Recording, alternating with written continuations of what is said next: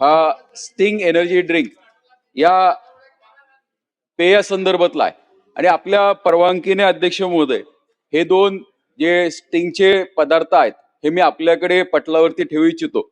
अध्यक्ष महोदय, मला जे उत्तर मिळाले त्या उत्तरामध्ये काही गोष्टी आहेत आणि ज्या मामा एवढं अध्यक्षांकडे आपण द्या.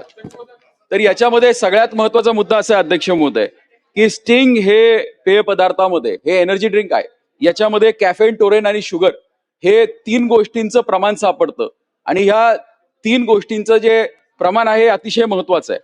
मला जे उत्तर मिळालं ते उत्तरात असं सांगितलंय की आम्ही नमुने तपासतो आणि 27 नमुने उचलले, त्यातले 10 नमुने हे प्रमाणित घोषित करण्यात आलेले आहेत.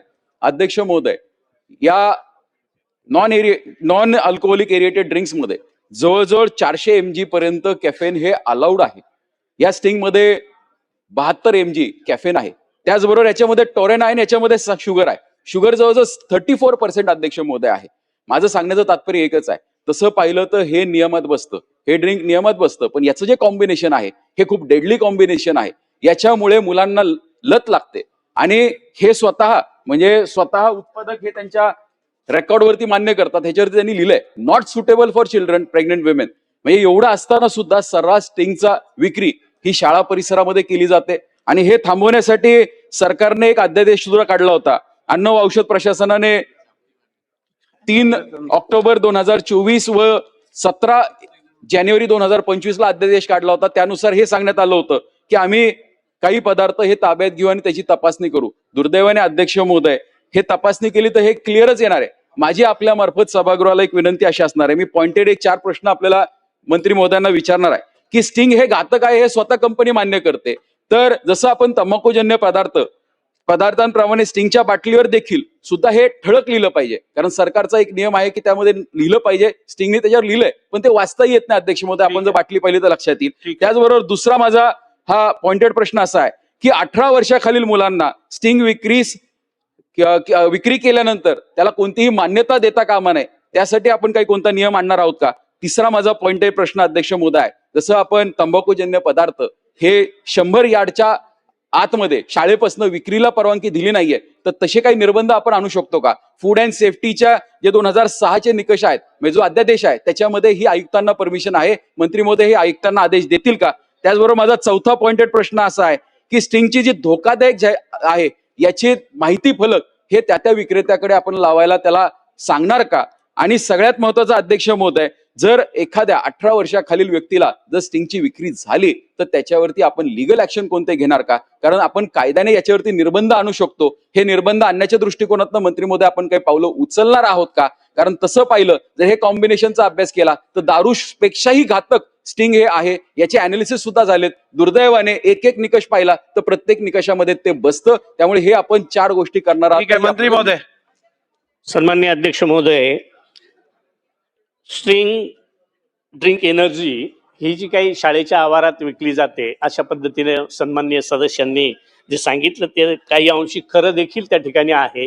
परंतु आता एक 8 दिवसापासून जे प्राथमिक शिक्षक असतील किंवा इतरही शिक्षक वर्ग असेल त्यांचं जे ट्रेनिंग क्लासेस सुरू झाले, तिथं देखील पालक, मुलं आणि प्राचार्य किंवा मुख्याध्यापक यांना तशा सूचना देऊन आणि त्या ठिकाणी मुलांना ते पेय किंवा इतर ज्या काही नशाजन्य पदार्थ असतील त्याची बंदी शाळेच्या आवारात 500 मीटरच्या आत जर कुठे आढळून आली तर तात्काळ त्याच्यावर कार्यवाही केली जाईल.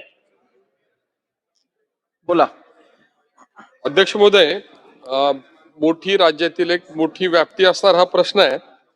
त्याच्यामध्ये जे काही उत्तर मिळालेलं आहे त्याच्यामधून काही उपप्रश्न निश्चितपणे निर्माण होतात. त्याच्यामध्ये हे जे नमुने तपासणी केलेली आहे त्याच्यामध्ये 7 नमुने हे सदोष आढळलेले आहेत. ते कोणत्या कंपन्यांचे आहेत आणि सदोष आढळल्यानंतर त्या कंपन्यांचे त्या संबंधित बॅच आपण रिकॉल केलेले आहेत का? राज्यात एकूण किती फूड टेस्टिंग लॅब आहेत, त्याची क्षमता काय आहे, एक नमुना जर गेला तर तो तपासणीसाठी किती कालावधी लागतो याची स्पष्टता या उत्तरामध्ये नाही, ती करावी ही माझं एक विनंती राहील.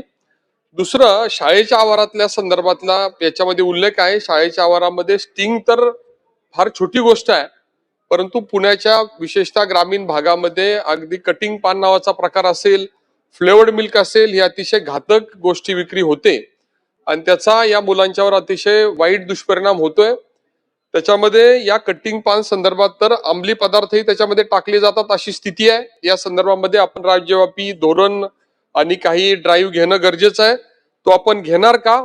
दुधाची भेसळ हा राज्यातील सगळ्यात मोठा प्रश्न आहे. आम्ही बरेचसे जे काही या ठिकाणचे सदस्य आहेत आपण मिल्क कलेक्शन करतो आणि सुदैवाने अतिशय आधुनिक परिस्थिती अशा लॅब्स आता आपल्याकडे उपलब्ध झालेल्या आहेत, टेस्टिंग फॅसिलिटी आपल्याकडे उपलब्ध आहे. परंतु बहुतांशी कलेक्शन सेंटरमध्ये दुधाचं टेस्टिंग होत नाही. याचा लहान मुलांच्यावर अतिशय वाईट परिणाम होतोय. याच्या संदर्भामध्ये फ्लेवर्ड मिल्कचं दुधा संदर्भातलं आपण टेस्टिंग साठीचं एक काही धोरण राज्यासाठी आपण राबवलं तर त्याचा खूप चांगला फायदा नागरिकांच्या आरोग्यावर होईल. त्या संदर्भात आपण विचार करणार का, हा माझा प्रश्न आहे. आणि शेवटचा प्रश्न, या प्रश्नामध्ये जादा साखर असेल, कृत्रिम रंग असेल तर काय करणार, याच्या संदर्भातलं कुठलंही उत्तर दिलेलं नाही. तर या सगळ्याच ड्रिंक संदर्भातला तपासणी करून एखादी समिती स्थापन करून हे लहान मुलांसाठी घातक असेल तर त्याच्यावर आपण बंदी घालण्याचा विचार करणार का? सन्माननीय अध्यक्ष महोदय, सन्मानित कुल साहेबांनी जो प्रश्न विचारलाय कंपन्यांच्या संदर्भातली ज्या नमुने सॅम्पल घेतले त्या कंपन्यांची नावं माझ्याकडे आता उपलब्ध नाही आहेत, मी ते पटलावर ठेवतो. परंतु त्यांनी विचारलं राज्यात एकूण किती लॅब आहेत, तर राज्यात एकूण अद्ययावत अशा चालू ज्या लॅब आहेत त्या 3 आहेत. त्या संभाजीनगरला, नागपूरला आणि मुंबईला. त्याबरोबर आपण आता नव्यानं रायगड, नाशिक, यवतमाळ, पुणे, काल सुद्धा रायगडचा विषय झाला होता, जागेअभावी थोडीशी अडचण होती परंतु त्याच्यातून ती मिटलेली आहे. निश्चितच 22 पीपीपी तत्वावर लॅब घेण्यात आलेले आहेत. म्हणून शॅम्पलची जी आता इथं मुंडे साहेबांचा उल्लेख वारंवार केला गेला, जे 3-3 महिन्यांनी जे शॅम्पल चला जे ज्या पद्धतीनं रिपोर्ट येत होते ते 3 महिने, परंतु आता 2-3 प्रकारचे 3 बॅचेस केल्यामुळं त्याचा रिपोर्ट हा 1 महिन्याच्या आत त्या ठिकाणी येतो. पुढच्या महिन्यापासून ते सगळे सॅम्पलची झिरो त्या ठिकाणी केलं जाईल अशा पद्धतीचं कामकाज त्या ठिकाणी सुरू आहे. तेव्हा सन्माननीय सदस्यांनी जो वेळ विचारला, वेळ किती लागतो, तर प्रत्येक सॅम्पलला हा वेळ कमी जास्त प्रमाणात लागू शकतो. त्या पद्धतीनं त्या ठिकाणी ती सॅम्पलिंग होत असतं. धन्यवाद.